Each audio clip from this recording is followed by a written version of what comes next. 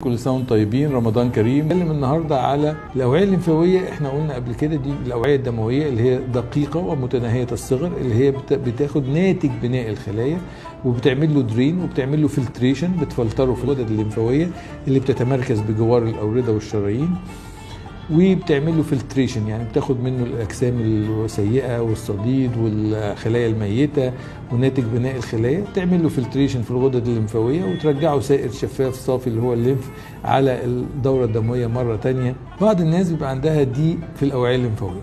انواع الضيق ده انواع كثيره، منها ضيق كونجينيتال، الطفل بيتولد عنده ضيق في الاوعيه الليمفاويه، وده بيبقى العرض عنده تلاقي ضيق طرف الضيق او رجليه اكبر من الثانيه، وده بيبقى حاجه كونجنتال، وده بيعتبر اصعب الانواع لان بيبقى نمو الطرف ده اكبر وبيعيق الطفل وبيبقى حاله مزمنه صعبه في علاجها الى حد كبير. الحاجه الثانيه لما بيكون عند البلوغ يبقى الرجل والانسان طرف رجله كويس جدا، لكن اثناء البلوغ في الفتره اللي هي من 12 ل 16 ل 18 سنه بيحصل نشاط في الخلايا، الاوعيه الليمفاويه بتبقى ما هياش مختفيه تماما زي النوع الخلقي، لكن بتبقى ضيقه الى حد كبير، فبالتالي ما بتقدرش تتجاوب او ما بتقدرش تتوليريت او تتجانس او تتناسب مع حجم البناء اللي ناتج عن البلوغ، فبالتالي بيحصل قصور وبيحصل تورم في الطرف سواء الايد او الرجل.